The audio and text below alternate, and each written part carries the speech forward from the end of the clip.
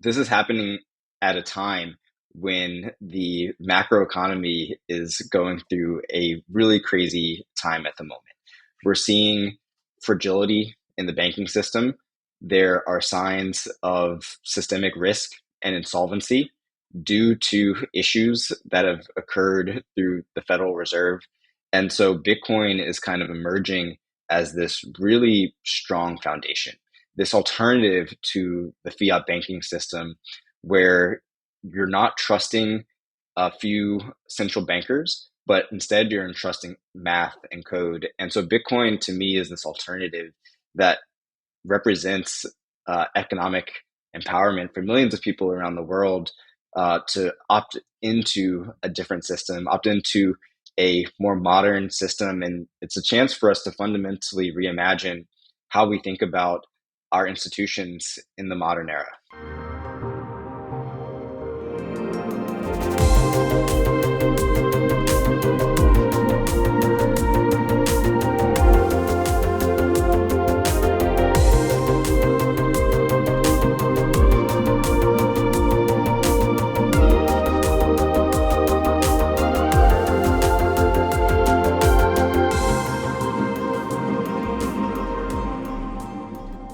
Welcome back, everyone, to Unraveling Crypto. Today, I always say this in every episode, but today's guest is Andre, and he is such a special friend. And I have to share this backstory. When the idea to create Unraveling Crypto came to me, Andre definitely was one of my trusted friends that I shared and received a lot of feedback when the name was something that I was coming up and being blogged. You helped me a lot in thinking about how can I really see the name being long term.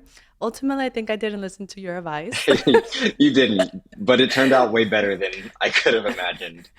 Uh, well, yeah. Thank you, Andre. Welcome to the pod. It's been long overdue. Thank you. Great to be here. And yeah, you've been doing a great job with the pod and happy to finally make it on. Yeah. So I love to start with what are you grateful for? Ooh, that's a good question.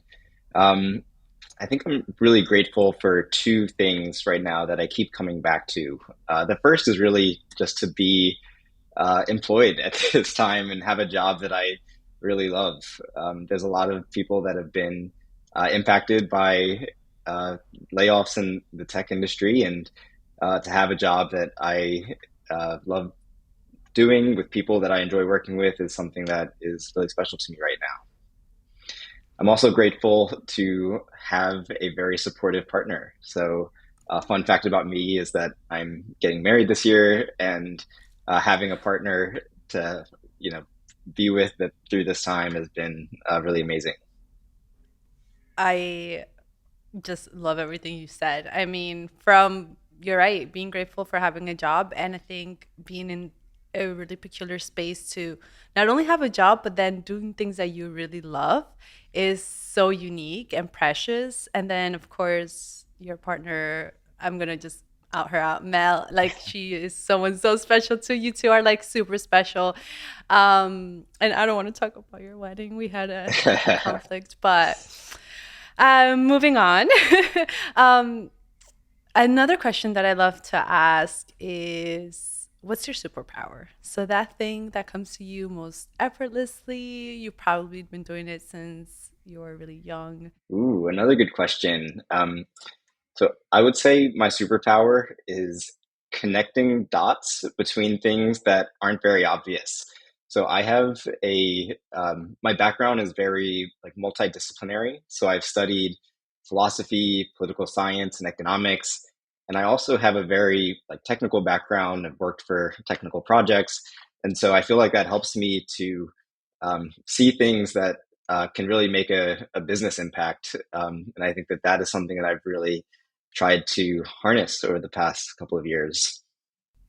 Ooh, I loved connecting the dots. I also want to add, I feel like when I think about you and all that you do, you're like an impact maker. And I feel like this really ties in really well with that because to be able to create impact, I think you have to see things really differently. You have to see patterns that most people sometimes don't in that industry or in that area. So, well, without further ado, I'd love for you to just share a bit about your crypto journey. I know you've been in crypto and Bitcoin for quite some time. So, how did you first hear about it? And tell us your story about your crypto rabbit hole.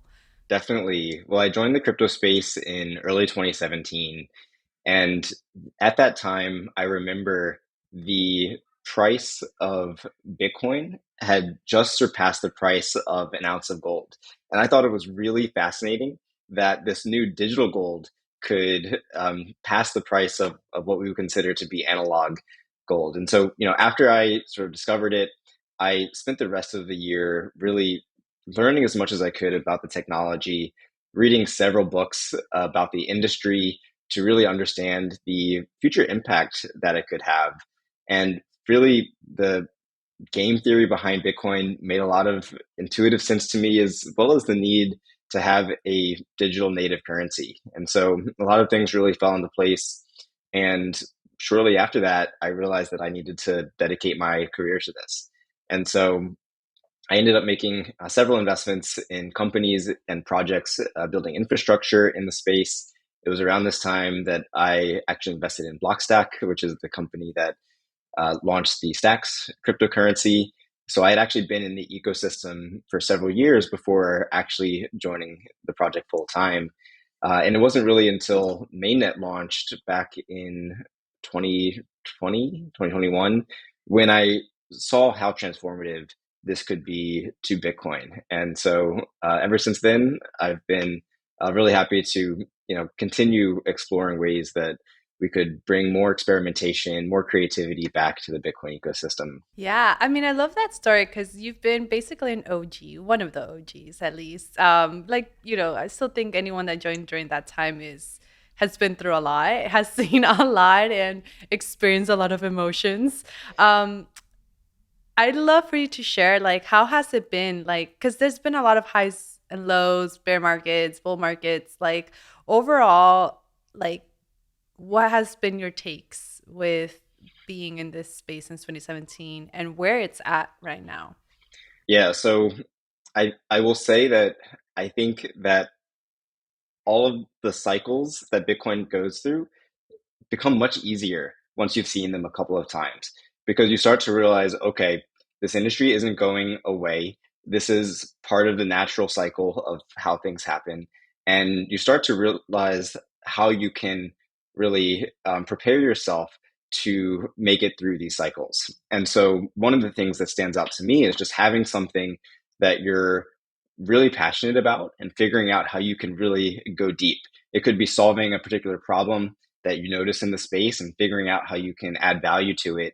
And if you do that, I think that is really the number one way to survive bear markets, and really just drowning out all the noise that happens in the industry that's constantly being flooded at us, and just focus on how you can add value to moving the space forward.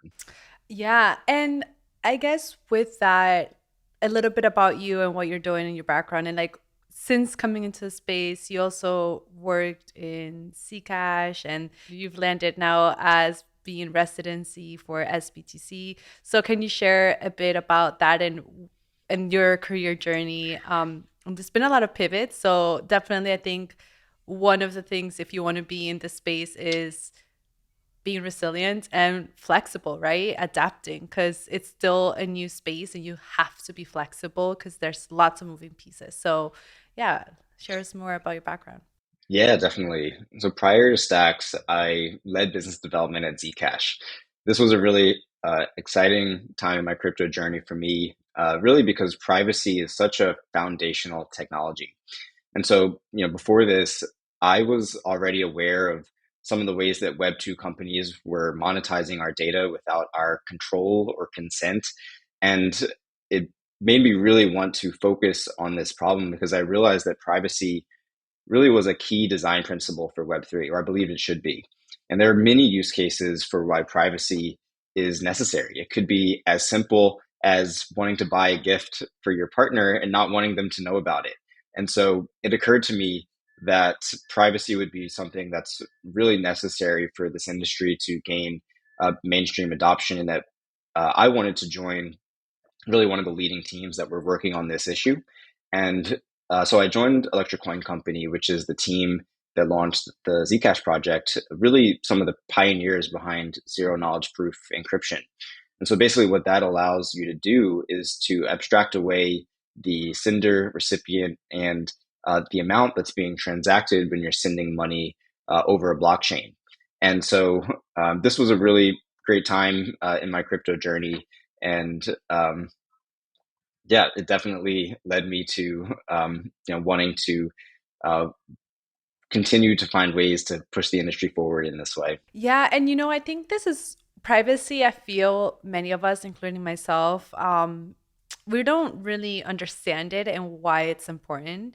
And I mean, rightly so. Right now, we're kind of giving our data away, knowing we're giving our data away to, using all these social apps and things like that. And I mean, where do you see the future going with privacy, and what's like a medium, like a happy balance for like an individual to understand it? Like, where should I start to learn more about privacy and why that matters? Yeah, so I definitely think that privacy is something that our industry needs to pay more attention to in order for us to not repeat some of the lessons that we've ideally learned from Web 2.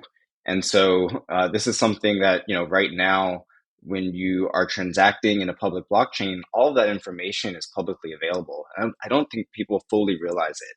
And so, I think that, I would love to see more investment going into zero knowledge. We've already seen a lot, but this technology is still really early. There's so many applications of it that haven't been fully explored. And we're just starting to approach the point where it's starting to be mature enough that you can do really interesting things with it. And so, yeah, I would love to see more teams building in this space and dedicating resources to figuring out how we can solve this issue. Yeah, yeah, yeah. And okay, so kind of just changing the subject a little bit, where are you now and what are you working on now?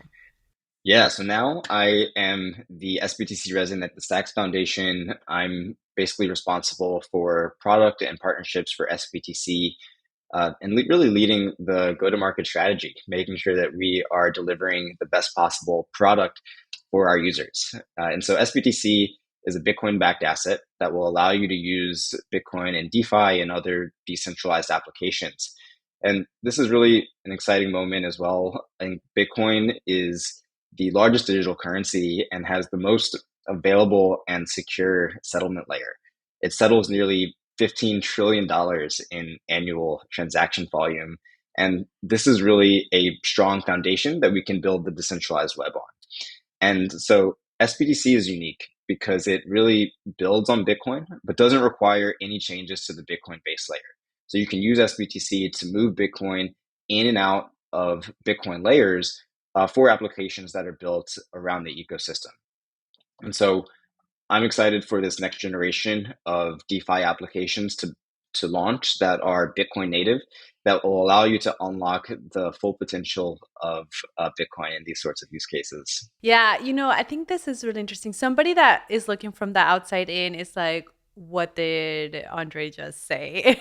When you're not really like, probably, someone like me, and I have a lot of friends, but what I feel like this is just like the cornerstone or the structure that is really needed for the long vision, for the long term vision. And it is so important for also to understand a little bit of what Bitcoin is and like the hope that it really is providing for many of us. And I think that our real world, our outside world, I say real, Bitcoin is real too. It just feels really magical. But the outside world, we're noticing now with the bank runs and our financial system, how important it is to diversify and understand. And even if it's just to learn more about our financial systems, that's what Bitcoin really serves. And it provides way more. So give us maybe your takes on this everything that's going on in the world? Yeah, I think that's a really good question, and I can try to take a step back. Also, I think that Bitcoin is a really important tool for economic empowerment. It allows people to take more ownership over their financial assets and their financial data, which is really a critical part of financial independence and self sovereignty, which is something that I believe is something that is worth working towards. And so, you know, since Bitcoin launched, there's been a ton of experimentation and people trying to build on top of Bitcoin. And for a long time, I think people, you know, realized that Bitcoin has a very limited scripting language. It means that it's hard to build applications on top of Bitcoin. And so we saw a lot of innovation moving to other ecosystems. And really, for the past year, Bitcoin has kind of been underrated. It's the largest cryptocurrency, and so the opportunity is still really massive for teams to be able to unlock this. And so it's really interesting. So what Stacks did was basically integrate Bitcoin at the consensus level. And so being able to tap into that Bitcoin and build on top of it without making any changes to Bitcoin itself is a really big unlock. It's something that thousands of people have been working on, and we're finally at the point where we're able to launch this and experiment with new types of models to make this a reality. And so, this is happening at a time when the macroeconomy is going through a really crazy time at the moment. We're seeing fragility in the banking system. There are signs of systemic risk and insolvency due to issues that have occurred through the Federal Reserve. And so Bitcoin is kind of emerging as this really strong foundation, this alternative to the fiat banking system where you're not trusting a few central bankers, but instead you're entrusting math and code. And so Bitcoin to me is this alternative that represents economic empowerment for millions of people around the world to opt into a different system, opt into a more modern system. And it's a chance for us to fundamentally reimagine how we think about our institutions in the modern era. Andre, well, like I just want to like clip everything you said because I think it was so beautifully like put and said and like encompasses really the ethos of what why Bitcoin exists and why everyone should really take some time to begin to understand it. And yeah, I mean, I'm like speechless. I'm like, where do we go from here?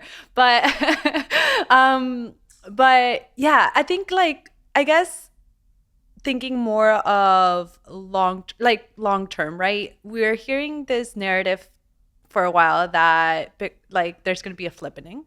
And do you think that's still going to happen? And what are your takes of long vision with it, the overall crypto space, including the other blockchains?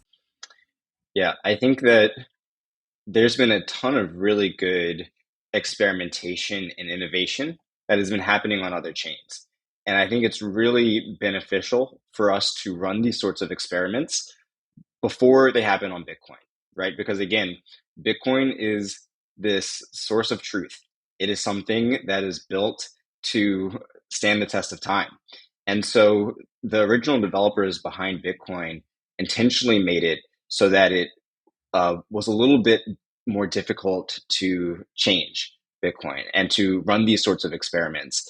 And so now we're at a point where I think it's possible that we'll start to see more of the more successful experiments start to return to Bitcoin. And there's precedence for this. So um, the Lightning Network is a great example where it actually initiated on Litecoin, and it's something that we were able to bring back to the Bitcoin network after sort of testing it on Litecoin. I think that we're starting to see we're going to see many other examples of this. Hmm.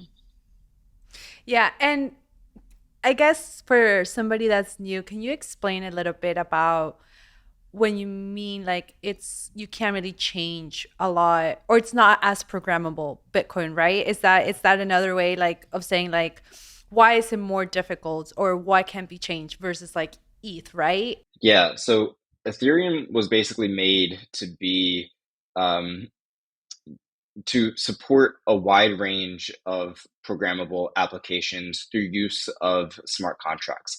They use something called an Ethereum virtual machine, which we don't need to go into the technical details of that, but basically it was designed to support a wider range of these sorts of applications. And so, with Bitcoin, what we've learned is that it's likely that this is going to occur in layers on top of Bitcoin. And so, if you think about it, Bitcoin is like this really secure foundation that doesn't really change that much, but a lot of innovation can happen in layers that exist on top of it. Stacks is one of those layers that can bring programmability to Bitcoin through smart contracts that can read and write to Bitcoin and ultimately settle down to the Bitcoin network. And so that's kind of how I see that developing. Okay. And I guess like making a change from here, like what is really exciting you right now about the space? Like what has you lit up? Ooh, well, there's so much innovation happening around the entire crypto industry. There's a few things that I'll talk about for this. The first is ordinals. Ordinals are a really interesting development for Bitcoin. I call them a black swan because nobody saw them coming at the beginning of this year. I guess I'll give a little bit of a background for how that came to be. But basically, ordinals were a result of a upgrade that went live in Bitcoin in mid 2022 called Taproot. And this basically allowed for very simple smart contracts to occur. And basically, what the developer behind Ordinals realized is that you could use the a part of the Taproot transaction uh, to inscribe data and information directly to the Bitcoin blockchain. And this is done at the individual Satoshi level. And so now you can inscribe these digital artifacts to Bitcoin, and it's basically providing a new tool for creators to launch NFT collections and store information on the Bitcoin blockchain. So this is another example of innovation that really took off on Ethereum and other chains.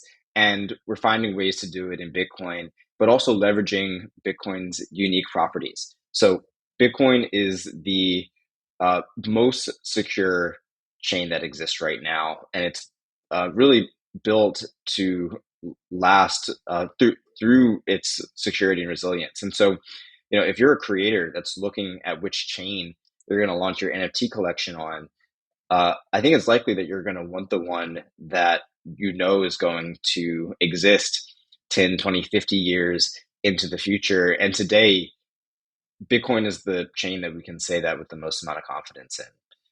So ordinals is definitely something that I'm paying close attention to, and this new sorts of activity on Bitcoin. Other areas that I'm excited about, there's so much innovation happening in the broader crypto industry around identity. Identity is something that I think is another really big unlock for the crypto industry because basically you think about any application that requires trust or reputation. There's so many and there's no like as of now or to date, there hasn't really been a great way to build reputation and trust on chain. And so identity is something that I think can really help to unlock more sophisticated applications that require that. I think this is really important to say because we're talking about like the long term and where do you see the whole of crypto really in the future? Is it like taking over? Is it replacing? Is it like amplifying? Like where is crypto gonna be? Yeah, so I basically think that we are building an alternative uh, internet, an alternative financial system basically in parallel to the existing system. And this new system is built on values of transparency and permissionlessness and security, uh, being really robust and anti-fragile. And so basically, I think that we're going to come to a point where um, basically this infrastructure that we're building will come to replace uh, all of the existing systems that exist today. And it's not going to happen overnight, but basically, I think that eventually the applications that are built in crypto will just be a 10 times better improvement over what can exist today. And they'll be more aligned with the needs of the users that we're building it for, that eventually that will become the standard. And so I think that's what we're building it for. And so, I think a question that we try to answer is like, how are we going to onboard 10 billion users? How do we get to the mainstream? I think a lot of that has to do with the user experience. I think that when crypto is more mature, most people will not need to understand the vast majority of how it works. I think there's so much of crypto that will likely be abstracted away from the end user. And so the average person is not going to need to know how to use a public and private key pair. They'll probably use some sort of human readable name that just works for them. The average person will not need to know the difference between all the different chains running on the background of their applications, but these chains will become more interoperable and basically be able to just work seamlessly without really needing to for the average end user to really understand what's happening on the back end. And so I think that's the future that we're heading towards, where crypto is more ubiquitous, but we've made improvements to the overall design so that it just works and people don't have to think about it. Yeah, what you say is super important because kind of going back to the very first part, it's we are functioning in a system that has been here for so long that to think that it still works or is going to continue to work without any iteration or evolution is kind of crazy too, to just think like clearly it's not working, but there's nothing being done to shift anything. And there you're saying I love the mentioning of the parallel because it will eventually take over, and this is the opportunity for the curious people to dive in and learn more and kind of be like cool storytellers to their kids and like grandkids. And I'm like, if that's all we get to be, cool. Because at the end of the day, like you said, for the masses to understand, or the average person, you might not you won't need to learn the intricacies or the tech, not like the tech behind it necessarily, but we're in really interesting times and definitely history is being made. Absolutely. And it's still so early. Like people forget, the industry, I guess, has been around for around 15 years now. But there's still so much that needs to be built out, and we're still experimenting with the best standards, the best use cases that are really going to drive that next growth, uh, that next growth phase of adoption. And so, if you're new to the industry, there's just so many ways to get involved. It's really just a matter of finding what you're passionate about and figuring out how you can, add value in that space and really make a difference. Yeah, I want your take on the state of how the government sees crypto. We're seeing CBDCs, and yeah, I want your take uh, on that as well, because I feel that what the mainstream sees is sometimes bad or not really shared precisely. So I just want your take on like how the government sees basically the crypto industry. That's a great question. So I think that crypto has this mixed reputation where at the same time it is this tool for financial liberation, and it attracts some of the smartest people in the world to solving these really difficult challenges, it also attracts a lot of the grifters and a lot of the mercenaries who are here to make a quick buck, and they don't care about the same values as the true believers do. And so I think that people outside the industry, and including the government, uh, parts of the government, if that's all you're seeing, if all you're seeing is these examples of fraud or scams that are happening in the industry, it can really bias your perspective, right? And so, I think that we need to, as an industry, we can look at how we can better tell the story of crypto, um, and showcase these examples of crypto for good and how it's making an impact in people's real lives, and making that story just as easy as possible for governments and regulators to really understand. I think there's another part of this where governments are starting to become just a little bit more threatened to their position of power, right? And so governments have a monopoly on the ability to control the monetary system, and they don't want that control or that power to leave into alternative aspects of into an alternative system that's outside of their control. And so there are very strong interests that exist in the world to try to make sure that that they are not giving up their power. And so that's going to be a struggle. I think that we're seeing it now. We're seeing it with this sort of coordinated effort for governments and regulators in the US to really crack down on parts of crypto. But I'm fundamentally optimistic. I think that um, over the long term, crypto is going to win.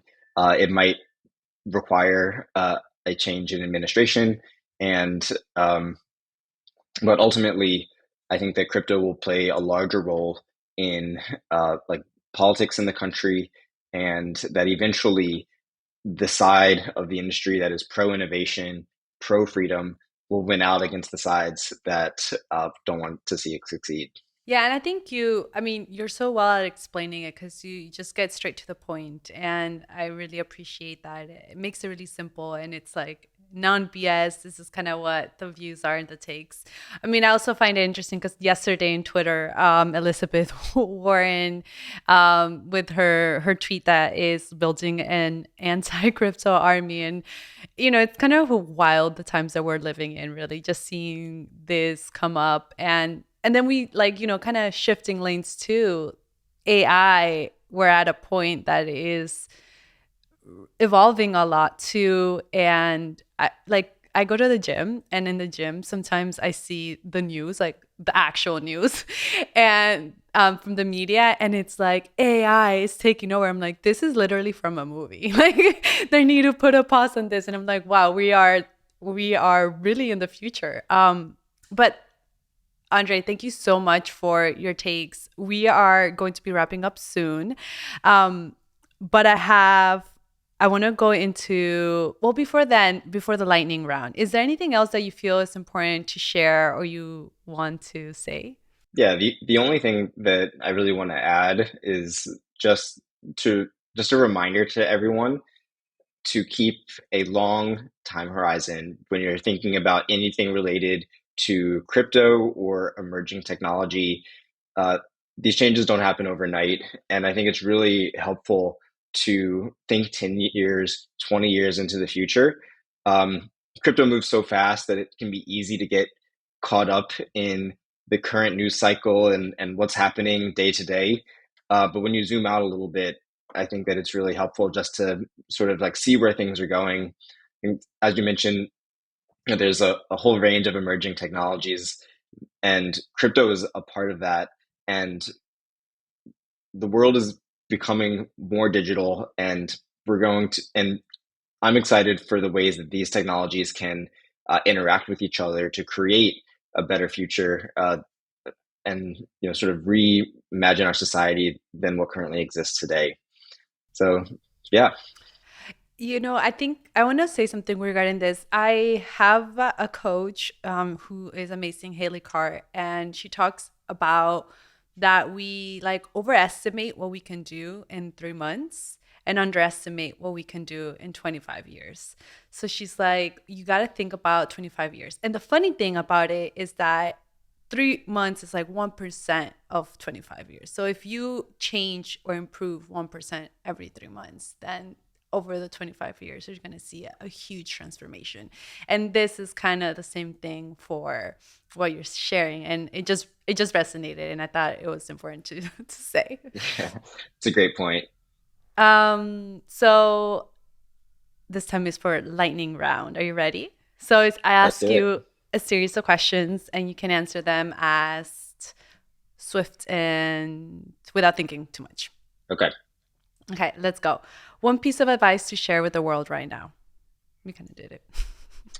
Yeah, I think that was my last note, but Yeah. yeah, keep a long time horizon and try to drown out the noise.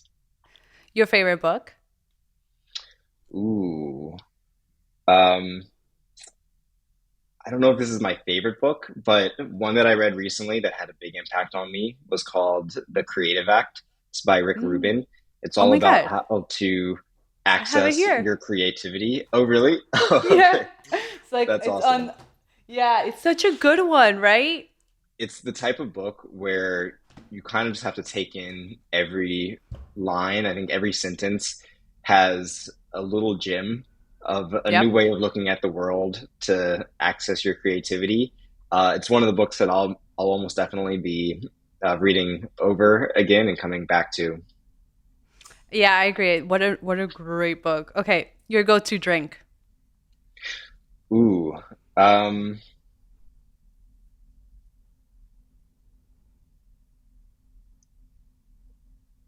like an alcoholic drink. It could be. It doesn't need to, but it could.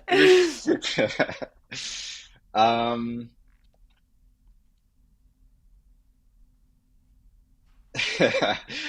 uh, go-to alcoholic drink would probably be a dark and stormy. Oh, I don't even know what that is. That Okay.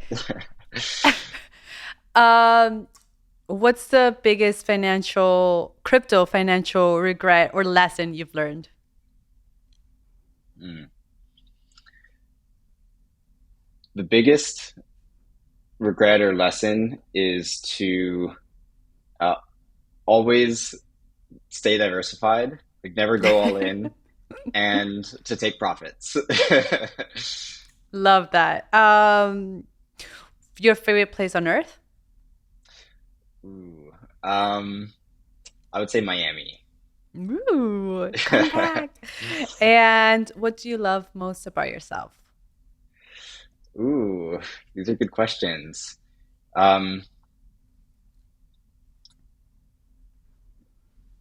I I think I love that I'm just like really curious and I want to kind of understand how uh, the world works, and I think that that curiosity just leads to naturally wanting to learn and kind of be a student, and that's kind of the approach that I take to crypto and everything that I do.